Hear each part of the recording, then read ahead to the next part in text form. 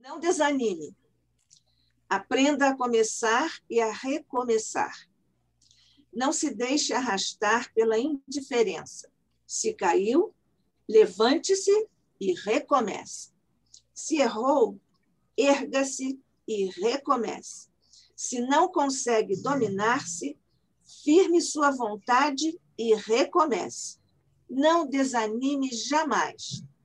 Talvez chegue ao fim da luta cheio de cicatrizes, mas estas se transformarão em luzes diante do Pai todo compassivo.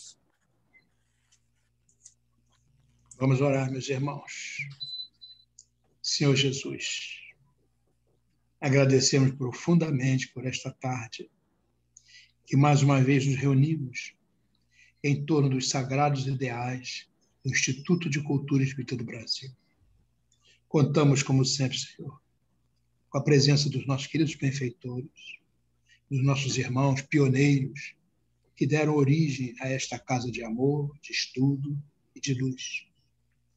Agradecemos, Senhor, pelo Esperanto, que acabou de se concluir no início da tarde, com essas lições maravilhosas dos nossos companheiros.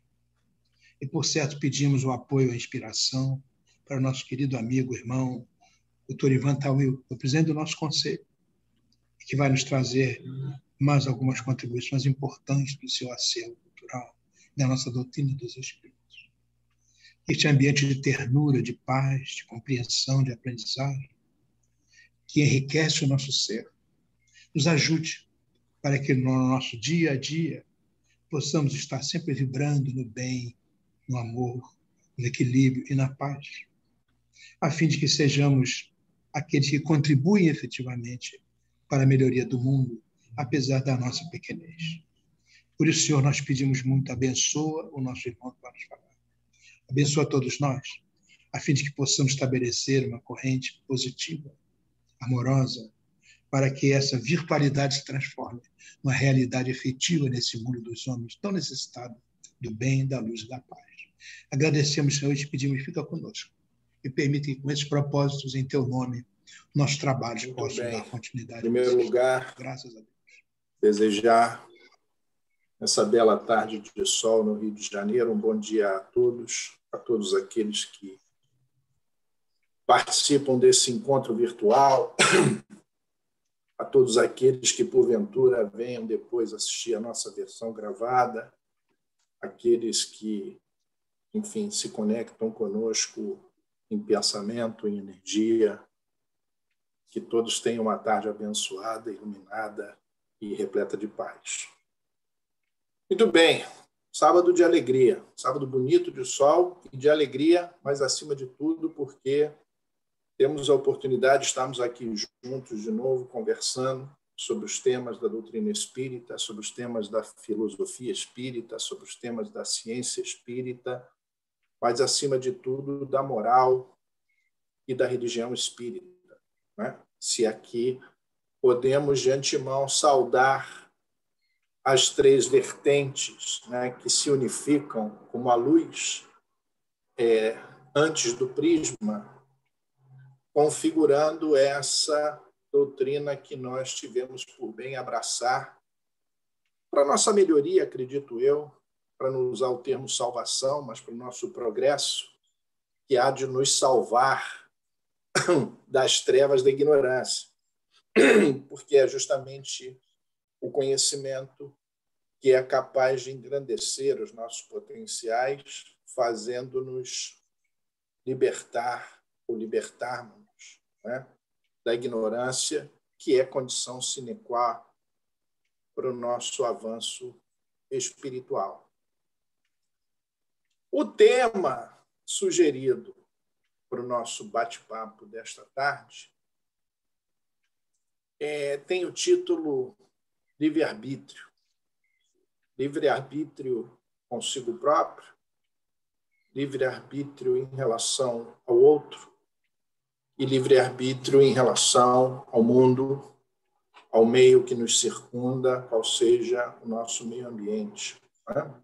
Tanto aqui será inexoravelmente uma discussão também filosófica, porque os 3 níveis sugeridos da pergunta configuram e representam os 3 níveis da reflexão humana filosófica, né? Da reflexão humana sobre os grandes porquês e dos grandes paraquês da humanidade, das grandes causas e das grandes finalidades que aguçam a curiosidade humana e as fazem mover na estrada da reflexão em direção ao conhecimento. As grandes questões da filosofia constituem-se no eu, né? No sujeito, naquele que existe no tempo e no espaço, a questão da alteridade, portanto, a questão do outro, né? Das relações sociais, das relações intersubjetivas, das relações de comunicação e câmbio, né?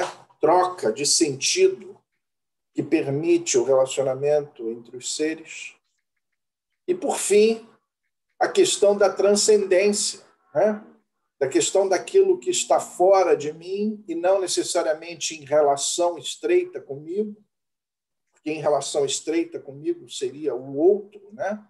O interlocutor, mas é o mundo circundante, né? A nossa realidade externa, os objetos, aquilo que eu conheço, aquilo que me toca, aquilo que me restringe, mas que, em certa medida, e vários expoentes da filosofia dedilharam estas questões, por vezes também limita e condiciona a minha existência, o meu pensamento, dando causa a algumas das minhas ações.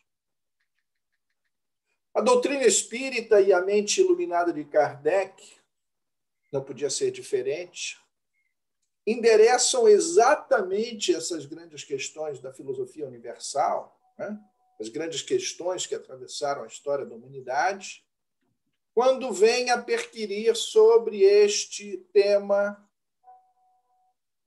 ao qual devíamos nos abraçar nesta tarde, o tema do livre-arbítrio.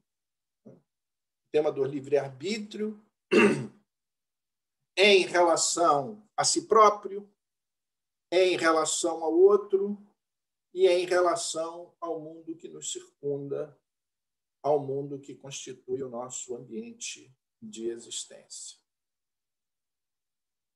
Embora absolutamente relacionado às grandes questões da filosofia, o tema do livre-arbítrio é também, e talvez não por coincidência tenha sido lançado sobre a minha pessoa, esse tema, é um tema muito caro aos juristas, aos estudiosos do direito, mas também aos estudiosos da sociologia, da ciência da sociedade, da antropologia, porque discutir livre-arbítrio é, simultaneamente, já adentrando no tema propriamente dito, estudar os elementos da liberdade e os elementos, consequências e causas da manifestação da vontade.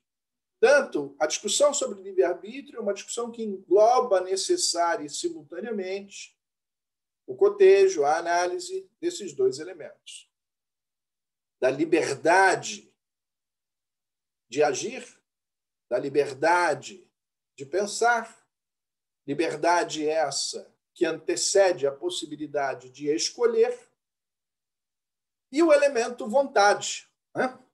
Porque se é verdade que a liberdade constitui campo, extensão, amplitude e espectro de possibilidades alternativas, é a manifestação da vontade, é a pulsação da energia espiritual, controlada pela racionalidade e inteligência do espírito, manifestando antes da linguagem, antes do raciocínio articulado, essa energia motriz, talvez a principal energia do universo.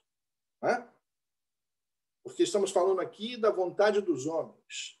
Mas quando imaginamos a vontade dos espíritos superiores, e quando falamos da vontade de Deus, da pulsão orientada dessa energia divina, estamos falando, talvez, das maiores potências e das maiores energias que possam se manifestar em todo o cosmos.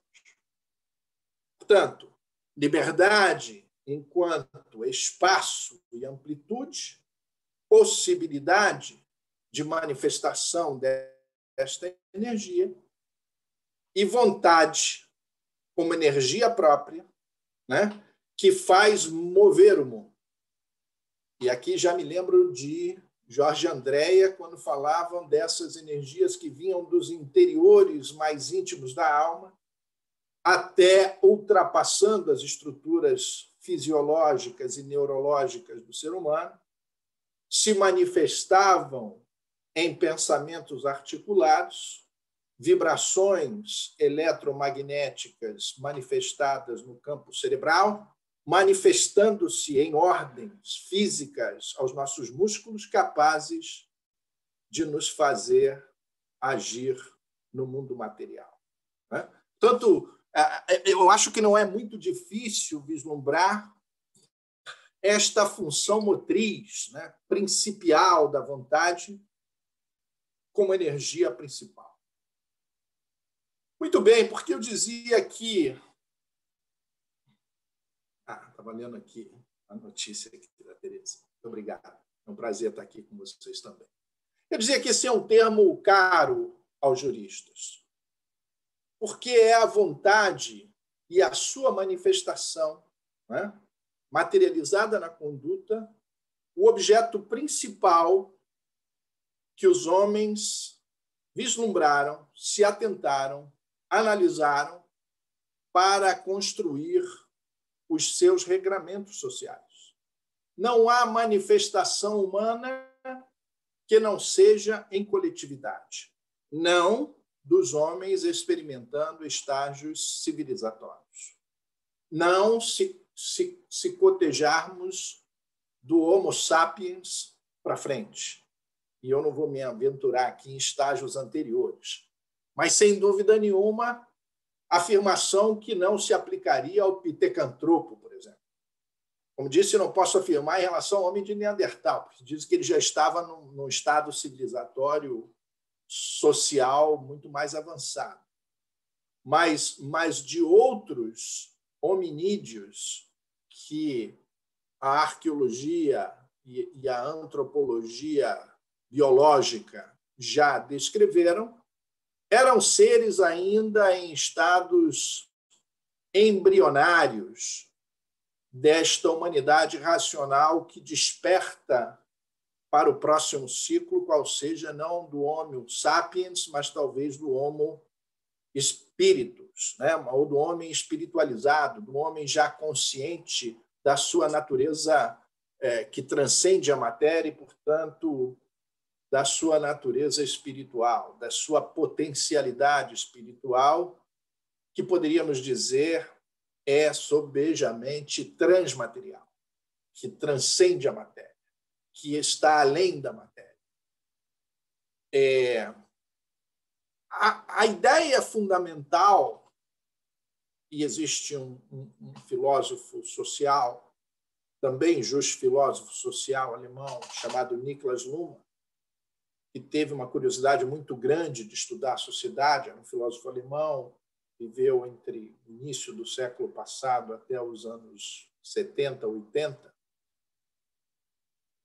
que fundamentalmente afirma que as sociedades se constroem a partir do gerenciamento racional ou do controle racional de expectativas em relação ao futuro. Né? Portanto, o homem só atravessa a rua quando o sinal está vermelho para os carros, porque ele acredita, tanto um ato de crença, que os homens atenderão às regras. Né? E que, portanto, uma vez disseminadas, as pessoas aderem aquele conjunto de regras que há de ordenar a vida das sociedades. E não é por outra razão que, nos anos 60, escreveu um livrinho muito importante chamado La Confiança. Na verdade, escreve em alemão, eu conheci a versão em espanhol, onde ele descreve a importância da confiança para as organizações humanas, sem o quê?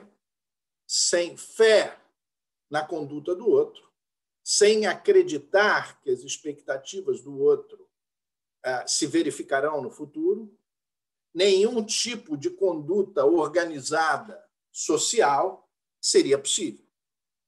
E o exemplo do sinal é o mais simplório, mas talvez o mais pedagógico que seria a nós possível oferecer. Só atravessamos na luz vermelha dos automóveis porque acreditamos que os carros pararão. E quando não param, desafortunadas ocorrências se tornam possíveis, né? E infelizes ocorrências se tornam possíveis. É tão importante o elemento confiança para a organização da sociedade que o direito como ciência e o direito como fato social e o direito como experiência humana, se nós formos buscar um elemento último da organização e da construção do pensamento jurídico universal, e eu não estou falando brasileiro, porque existe direito em todas as sociedades, né? Com particularidades de cada região e de cada tempo histórico, mas o direito é um fenômeno universal, o fenômeno de ordenar a sociedade, ordenar o comportamento dos homens, criar um programa de futuro e dar orientação à vida coletiva, se funda num último e principal elemento, a de que os homens devem estar vinculados àquilo que manifestam como vontade. Ou seja, aquilo que o homem diz que acontecerá há de trazer vinculação a este sujeito, obrigando-o àquela conduta. Muito bem. Mas se é verdade que o direito pode obrigar um homem a se recolher e privar-se da sua liberdade, também é verdade que outras dimensões da vida o direito não consegue fazer com que o homem adote aquela conduta que se espera. E por que ele não considera e não consegue impor, obrigar, forçar o corpo do outro a adotar a conduta desejada pela norma? E aqui a gente poderia entender norma como logos, como razão universal, como o bem. O que acontece? O que o direito impõe àquela vontade manifestada erroneamente, ou não manifestada, ou manifestada em desacordo com os ordenamentos e as postulações que a sociedade pretende? Disparam-se as consequências jurídicas, disparam-se as sanções, disparam-se as responsabilizações, disparam-se as sanções que podem ser punitivas ou, alternativamente, disparam-se as sanções que podem ser premiais. E quando estas consequências são disparadas, e veja que os juristas e os homens de direito nada inovaram, né? Em nada inovaram. Apenas intuíram do cosmo as leis universais, e em especial as leis morais, que estão singelamente descritas em O Livro dos Espíritos e no que tange à manifestação da vontade, nomeadamente a partir da questão 843 e seguintes de O Livro dos Espíritos.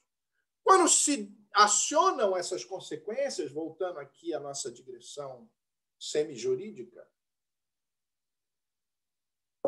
impõe-se as sanções, impõe-se a responsabilização.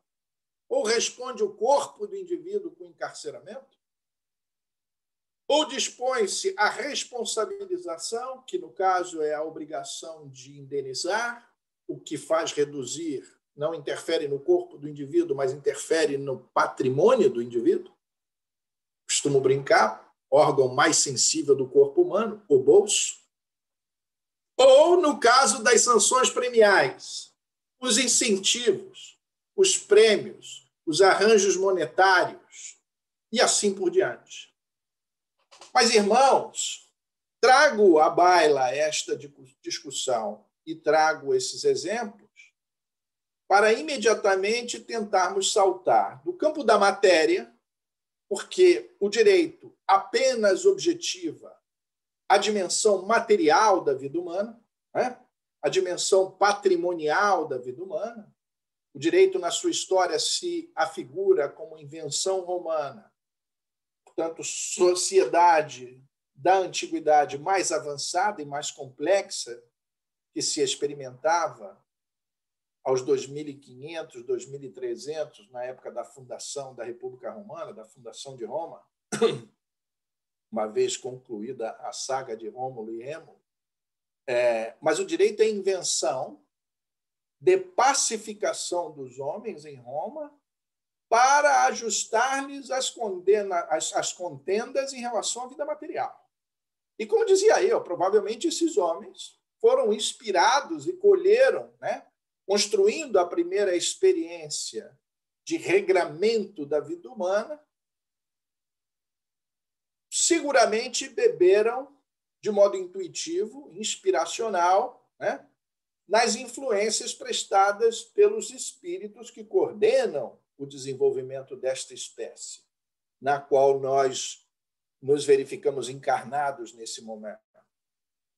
E trouxeram ao campo do direito estrutura deôntica semelhante às regras e à natureza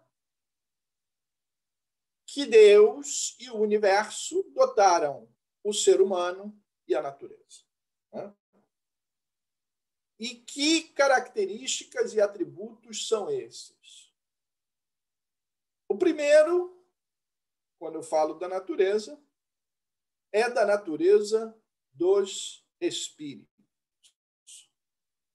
E eis aqui um fundamento, postulado inicial, né? Não é um preconceito, mas um pressuposto. O pressuposto tem que ser aceito, né? Nós, no caso, não aceitamos, recebemos do Espírito Verdade essa informação, né? A de que somos espíritos, como fomos criados. Não se trata de um dia. Adoro o interlocutor, mas, infelizmente, aqui eu tenho que falar sozinho. Mas somos criados, diz o Espírito Verdade, livres, simples e ignorantes. Mas somos livres. Somos criados dotados desta potencialidade de evoluir e evoluir acrescendo o espectro e a dimensão das nossas possibilidades de escolher. Portanto, a liberdade está associada ao caráter espiritual da nossa essência. O espírito é dotado de inteligência e de liberdade. Agora, tais inteligências e liberdades, elas estão em germes no princípio espiritual, em potência durante o nosso desenvolvimento e na sua plenitude por ocasião de nosso final do ciclo de aperfeiçoamento. Estão na sua potencialidade máxima e plena potência por ocasião do atingimento do status de espíritos perfeitos. onde temos inteligência máxima e liberdade ilimitada. Porque a tudo conhecemos, e como a tudo conhecemos,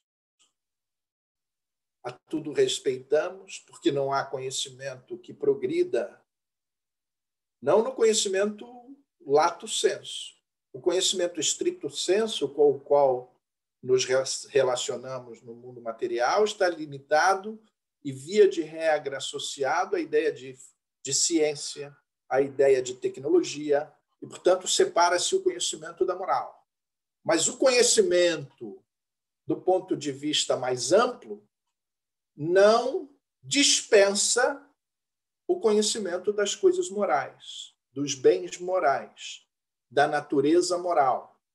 Portanto, o espírito que a tudo conhece, ele não é apenas sapiente, é o espírito sábio, é o espírito que não tem conhecimento máximo, tem sabedoria máxima. Se é verdade que sem o conhecimento eu não consigo avançar, também é verdade que sem amor e moralidade e ética máxima, eu também, enquanto espírito, não conseguirei o desenvolvimento máximo. Portanto, os espíritos perfeitos têm conhecimento máximo, ou seja, estoque pleno de conhecimento sobre a realidade universal e estoque pleno de energia moral e de vocação ética robusta, não, absoluta.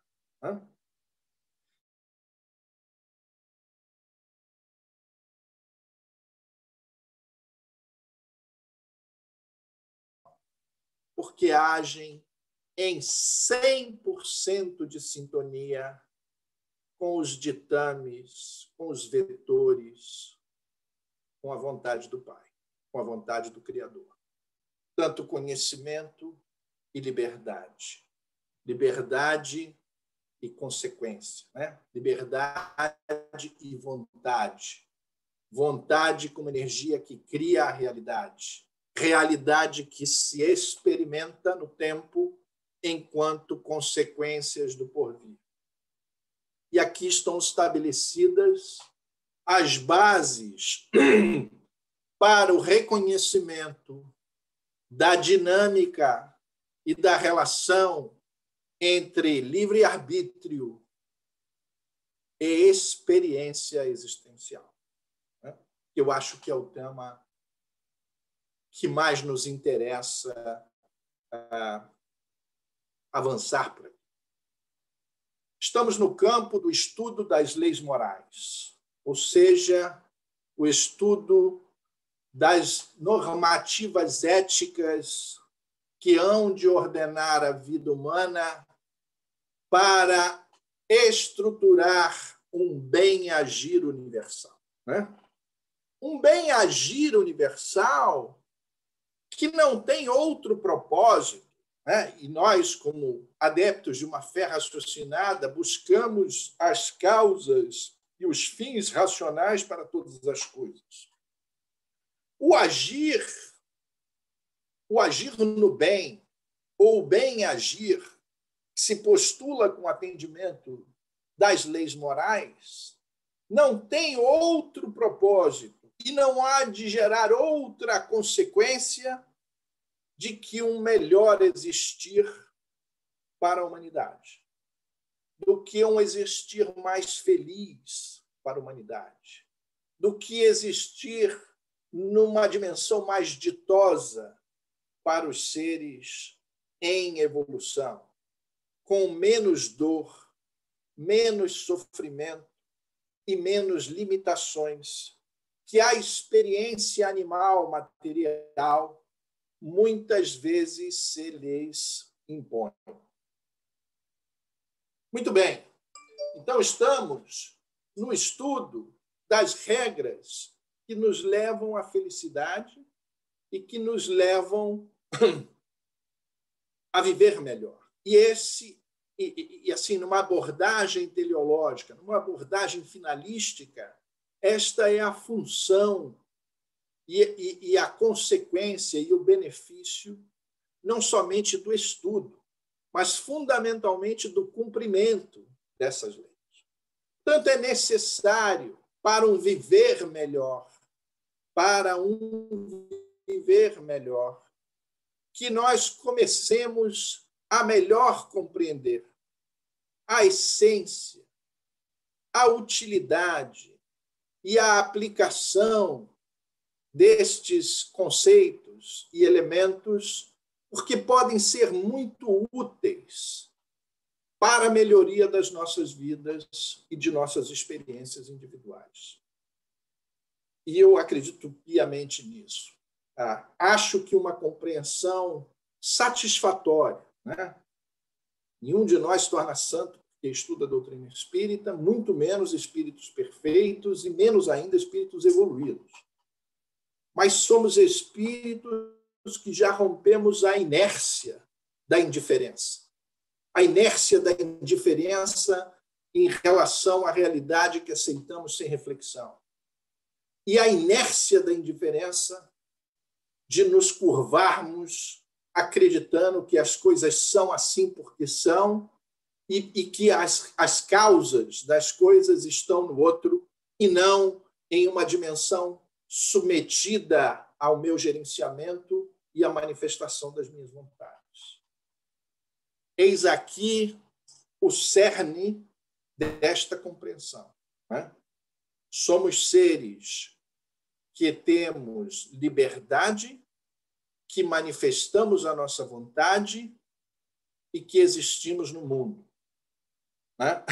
E temos que fazê-lo de modo responsável, porque, acima de tudo, o estudo destas leis morais nos demonstram, em conjunto com outra lei absolutamente relevante, qual seja a lei de ação e reação, também estudada no campo doutrinário, estatuído, construído e legado pelo professor Allan Kardec, Hippolyte Léon Rivail Denisard.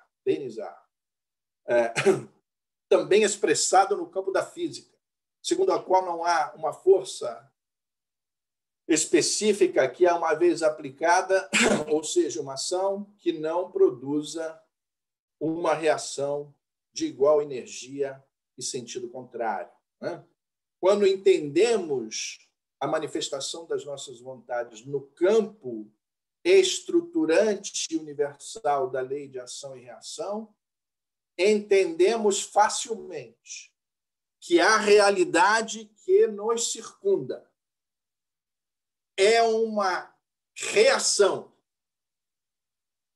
a manifestações volitivas do espírito, em primeiro lugar, e numa sequência imbricada de uma rede complexa, porém divina, a qual apenas iniciamos o seu conhecimento, faz com que estejamos sempre no lugar certo e na hora certa, condicionado e causado por escolhas que fizéramos hoje, ontem, ao longo da nossa existência presente e durante a nossa história errática espiritual. E quando muito, ainda que nossas escolhas tenham sido a de nos associarmos a outros grupos, coletividades ou nações, cuja manifestação produz também ações de coletividades, nações ou sociedades, criando consequências para esses grupos e essas coletividades. Razão pela qual a doutrina e vários autores encarnados ou desencarnados através dos médiuns falam e descrevem fenômenos kármicos coletivos. Não fosse assim, não entenderíamos os desastres, não entenderíamos as catástrofes, não entenderíamos as ocorrências que muitas das vezes de modo avassalador, às vezes a palavra embola, afligem número expressivo de pessoas de modo simultâneo. Portanto, agora o tema se desenvolve. Eu tenho até as 3h30, né? Apenas me confirmam, antes do intervalo, não é isso? Certo? Ok. E agora o tema se resvala, né? Quer dizer, da natureza livre, da possibilidade da escolha, da inexorabilidade das consequências, ao tema que a muitos interessou, e não distintamente ao professor Hippolyte, né? Ao mestre Kardec, que assim indagava ao Espírito Verdade qual seja o tema do determinismo, né?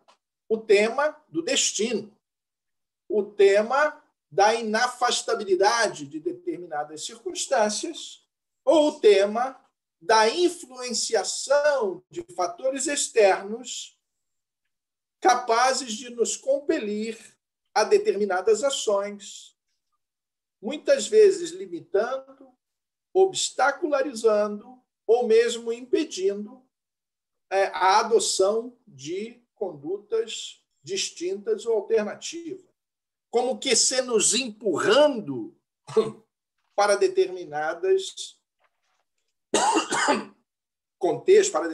contextos fáticos, onde estaria eliminada a possibilidade da nossa escolha.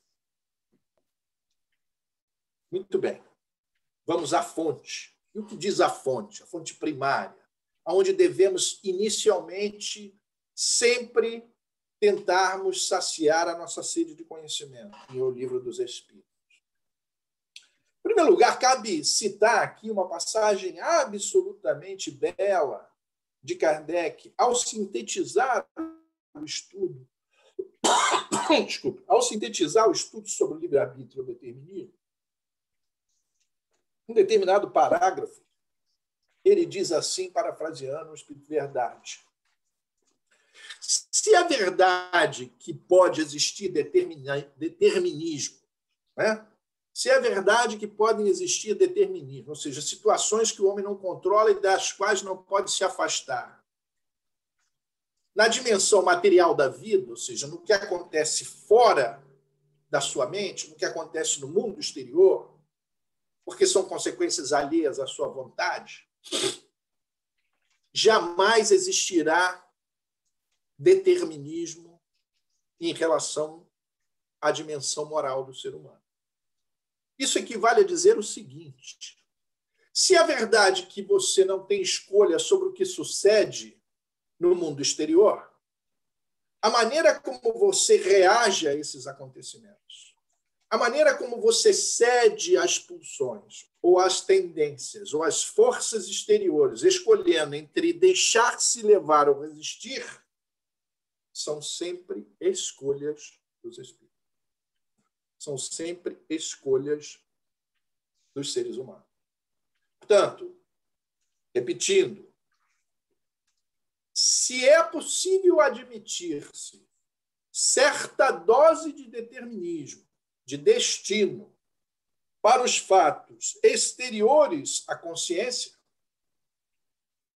por outro lado, não se há que admitir qualquer nível de determinismo em relação às escolhas que os seres humanos fazem, as escolhas que os espíritos fazem.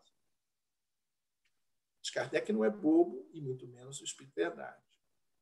E, portanto, reconhecem que, em determinadas circunstâncias, a nossa habilidade, capacidade de escolha se reduz. E, portanto, Kardec pergunta, né? Pergunta sobre os... Ele usa uma expressão, mas são doentes mentais, os incapacitados. O que o Espírito Verdade imediatamente diz: não, esses não estão capacitados para escolher, esses não estão manifestando escolhas, estão experienciando provas, talvez por escolhas que fizeram no passado, que neste momento obstruem ou impossibilitam sua capacidade de fazer novas escolhas, porque estão aqui para experimentar outras circunstâncias que não lhes permite conduzir as próprias ações com o mesmo nível de controle e racionalidade que os seres livres assim o conduzem.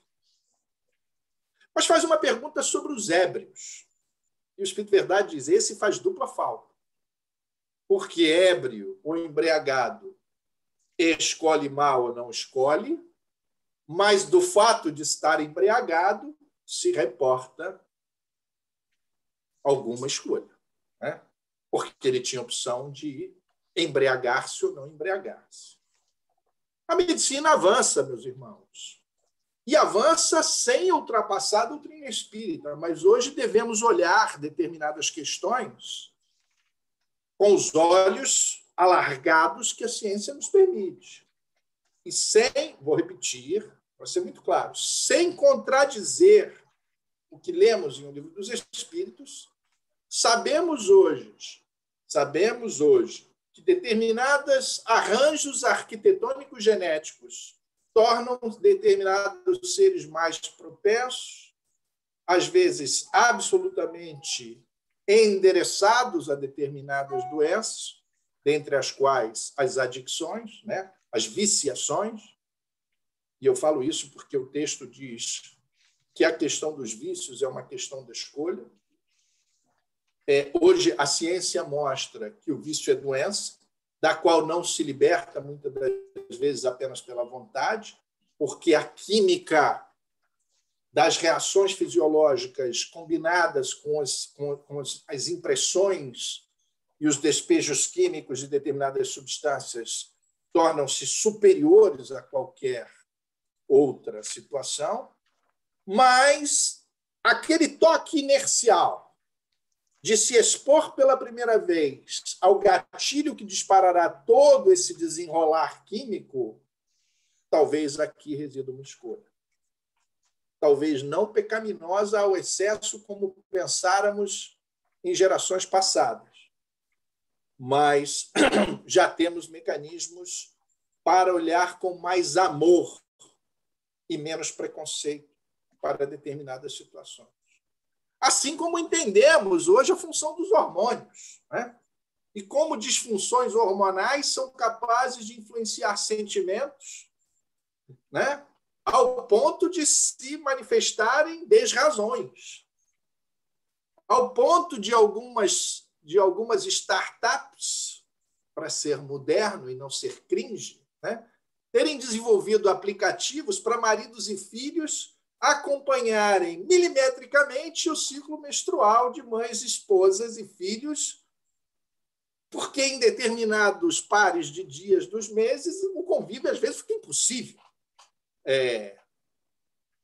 Não porque essas pessoas sejam más, não porque elas sejam menos carinhosas, não porque há uma eclosão química escrita no programa da natureza capaz de influenciar nossos pensamentos, manifestando materialmente na forma como respondemos, no nosso nível de paciência, no nosso nível de empatia, no nosso nível de algumas relações sociais. Óbvio que se vai do extremo, não está aqui falando do crime, mas está falando da convivência, né?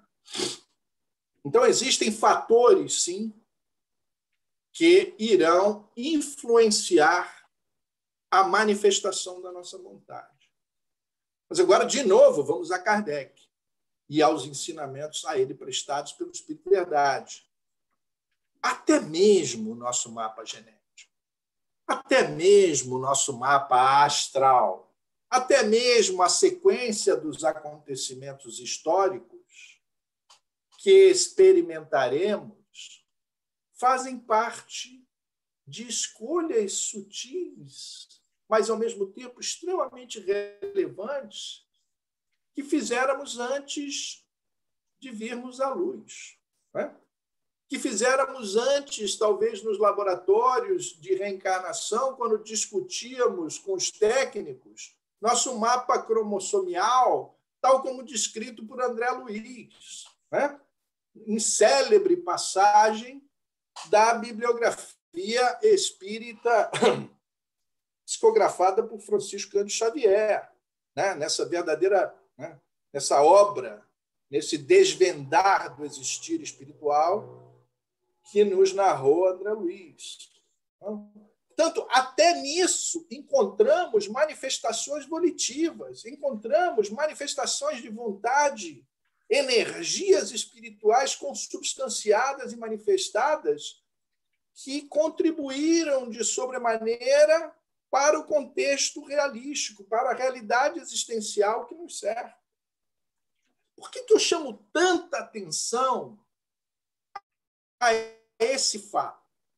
Já que nós temos que discutir livre-arbítrio em relação a nós mesmos e livre-arbítrio em relação ao outro.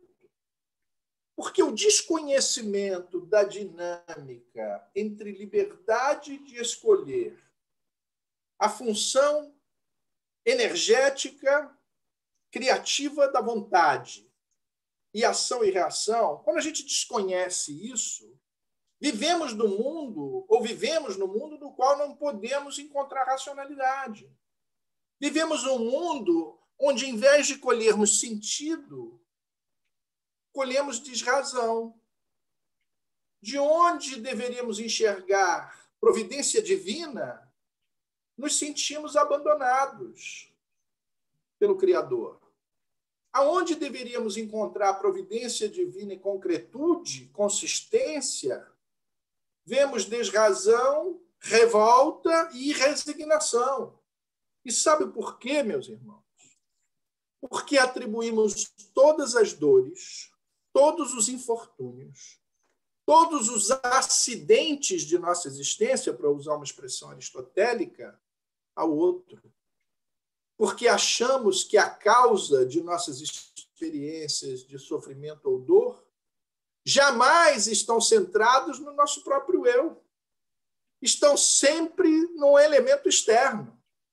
Estão sempre ou no outro, que nos causa mal, ou no infortúnio do destino do Deus cruel, que nos abandona e que deixa que o mal nos acometa.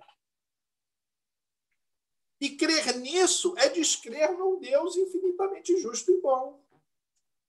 E crer nisso é desconhecer e ignorar que tudo que se nos passa, do fio do cabelo que cai de nossa cabeça aos terremotos, não acontecem sem a permissão de Deus, que é infinitamente justo e bom. E que, se por isso passamos, é porque em algum momento desta rede imbricada, histórica, universal, complexa, que apenas 1 milímetro dela começamos agora a conhecer através das nossas iniciativas intelectuais, científicas e de nosso esforço espiritual e intelectual de conhecer, mas estamos ainda, colhemos a primeira ou pequeno monte de areia de uma vastidão do tamanho de um deserto do Saara. Mas temos que reconhecer que assim o é. E assim o é porque intuímos no âmago do nosso coração e da nossa existência. E devemos assim reconhecer, porque assim nos ensinam os espíritos superiores, que se manifestaram não em experiências místicas, incontroladas, subjetivas, não, mas através dos fenômenos objetivos, científicos, controlados, medidos racionalmente, no alvorecer da doutrina espírita, pela postura absolutamente científica, moderna, iluminista que adotava o mestre Kardec. E depois dele, tantos outros, através do fenômeno de unidade. E através da experiência que sentimos. E se mais não fosse, por uma abordagem utilitarista, assim reconhecendo as coisas, somos muito mais felizes. Escolha o critério que quiser. O critério da racionalidade, o critério da confiança na mediunidade e nos métodos científicos da doutrina espírita, ou simplesmente na abordagem utilitarista, quero ser feliz, todas igualmente aplicáveis e válidas.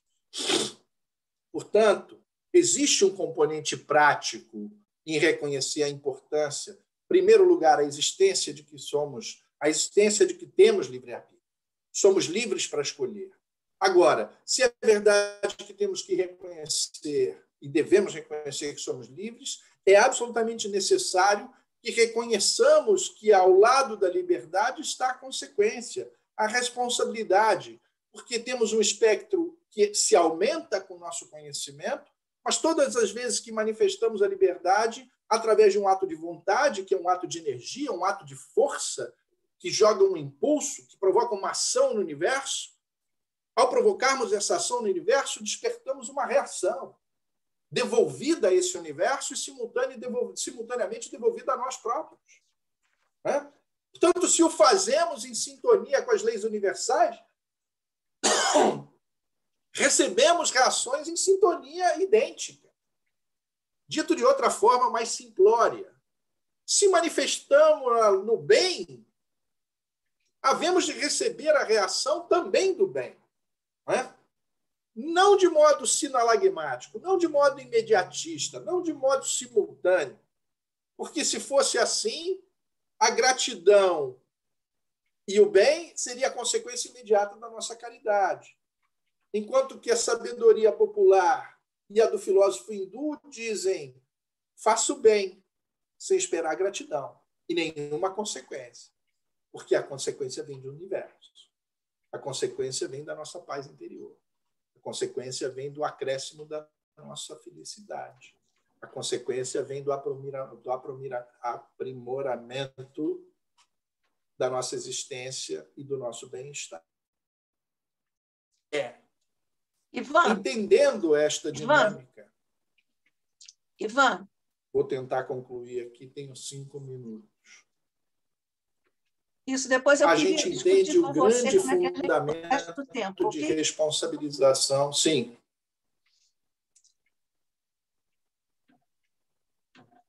Não te ouvi, sumiu a sua voz.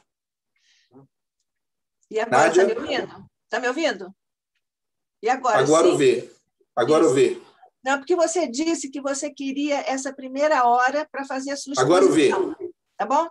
Então, nós temos agora uns 3 ou 4 minutinhos ainda para encerrar a primeira hora. Queria saber de você como é que você quer abrir também. Você expressou esse desejo de interagir com as pessoas. Nós temos também um tempo para as perguntas. Você quer fazer perguntas agora e depois um intervalo, ou nós fazemos um intervalo, você faz mais exposição e você deixa todas as perguntas para o final? Não, Nádia, me foi dito que a gente ia até 3h30, fazer um intervalo. Isso. E na volta conclusões e perguntas, não é isso? Isso, pode ser. Então tá. Então você usa mais alguns minutinhos para fechar. Então vou concluir em 4 minutos, a gente interrompe, na volta eu posso retomar, isso. Porque eu não falei da questão do meio ambiente, eu acho que abordei a questão do outro índice próprio, que eu ia concluir agora, para depois a gente falar do meio ambiente. Então, você faz o seguinte, se você prefere concluir agora toda a exposição, ok? Senão nós fazemos... Não, quero concluir só esse pedacinho. Ok, então tá. Tá bom? Tá bom, tá ótimo. Desculpe. Deixa eu tentar retomar aqui. Vai rebobinar. I hope so. So do I.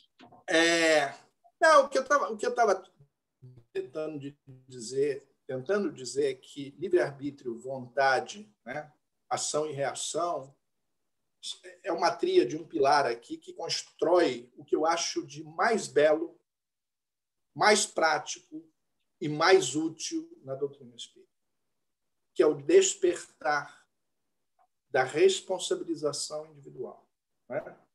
Esse despertar da responsabilização individual, ou para a responsabilização individual, é o grande salto de racionalidade, não da racionalidade leiga, mas da racionalidade espiritualizada da espécie humana, que é o entendimento de que nós não estamos largados, no universo. Nós estamos, sim, em união total. Aliás, os hindus são muito claros em dizerem isso, que o distanciamento e a alteridade, no fundo, é uma grande ficção. Somos todos expressões divinas de uma grande fonte. Isso não significa panteísmo. Né? Isso não está em Kardec, mas existem algumas cismas que às vezes colocam alguns espíritas diametralmente contrários a essa postura que era tão cara ao filósofo Spinoza, né? De um panteísmo da natureza com o Criador, ou seja, de uma totalidade. Mas o fato é que, muitas das vezes, o individualismo ocidental gerou comportamentos egoístas, né? Que geraram um individualismo excessivo e violências e distanciamentos e insensibilidades, ausência de caridade, ausência de empatia, etc., etc.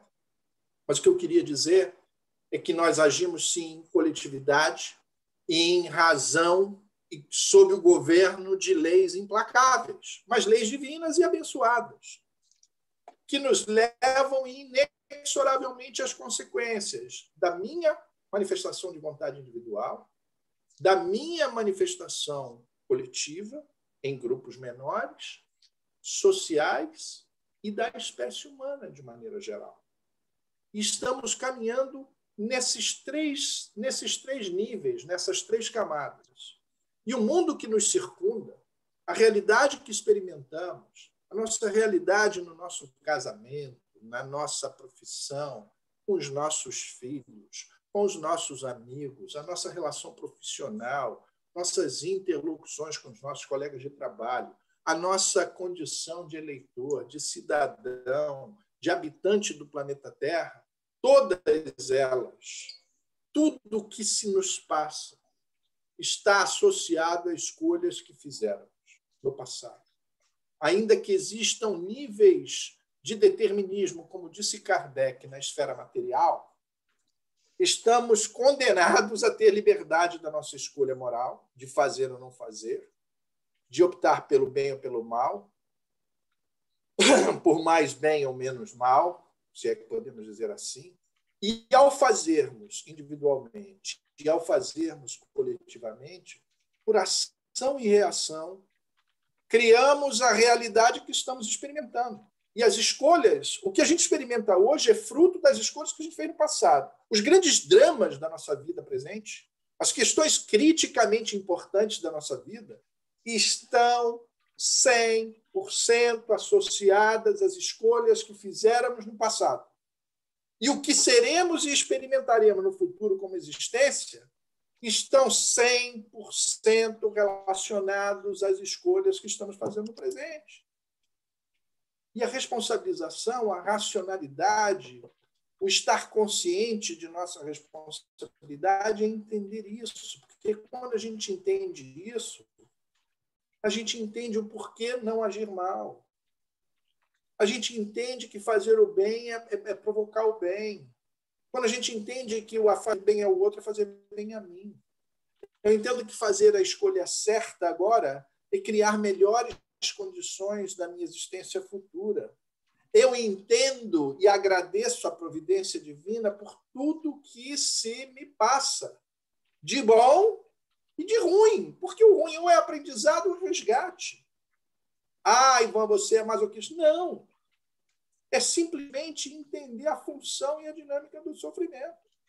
Vamos pedir para não sofrer, mas se alguma coisa acontece, vamos saber que isso não está no outro. Vamos tentar evitar? Vamos. Mas aquilo que não foi evitável é do nosso programa. Isso não é conformação.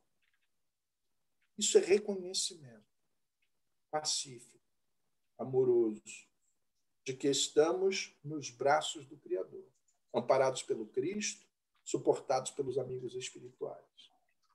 Isso elimina o espaço para a revolta, para a incompreensão, para a desrazão e para muitos dos sofrimentos mentais que hoje acometem, a humanidade. E agora eu concluo esse primeiro ciclo aqui. Tá bom, Nádia? Podemos ir para o intervalo? Não, fica à vontade, Ivan. Não, tá bom. Acho que as pessoas às vezes querem até levantar, fazer um breakzinho, tomar um café. Então, partimos agora para o intervalo? Sim. São quantos minutos o intervalo? Nós podemos pensar 10 ou 15. Vamos fazer 15? Tá bom. Fazer 15, depois, quando voltarmos dos 15, você também pode usar para responder. Nós já temos aqui no chat algumas participações muito interessantes, inclusive, e você pode começar com as perguntas ou com o meio ambiente. Tá bom, eu vou fazer um rápido... Na volta, eu faço um rápido comentário sobre livre-arbítrio e meio ambiente e a gente vai para as perguntas. Não precisa ser tão rápido, não. Pode dar os fundamentos, que nós gostamos de fundamentos. Tá bom. Tá bom? Então, até já. Até já.